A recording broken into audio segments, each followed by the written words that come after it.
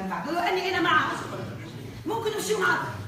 انا اعطيكم بحق ممكن نمشي معك لانه لو كنت شوف فصلون انا عملت فصلون بحسب الفصول اللي جات من بعد رجعت نصاب للفصل الاول. انا مش هكاك كلام اعتباطي، كلام عنده علاقه بالفصول اللي من بعد. ممكن نمشيو معكم ونوافقكم على قانون المصالحه كيما تحبوا انتم. ما تعرفش كيفاه لا محاسبه ولا مساءله. بلغ التجارب كله سماح صدق على بياض من عندي انا ومن عند الاقليه ربما، اما بشرط محاسبه حساب شديد.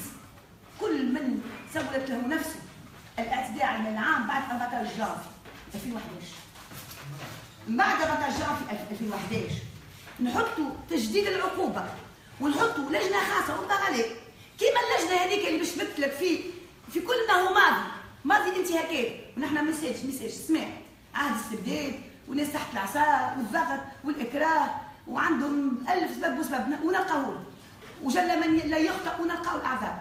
اما اعطونا لجنه ولجنه نعملوها نحن تعطيوها لاكسي توتال وتحاسبكم واحد نحاسبوا بعضنا كلنا.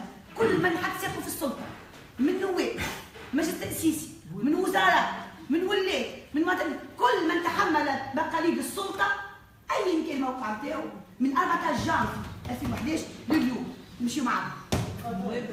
كل لا بلاش نعطوها كنعملوها معارضه تعطينا معارضه لا اخي نختار لكم المشروع هذايا. نحن المهم عرفوا شنو مش مهم شكون يعمل، المهم فيها الضمانات تاع الحياه ومتاع الشفافيه ومتاع الاستقلاليه ونحن معنا. خاطر لا خلي ما تقصش عليا لا مش لازم تو النواب لا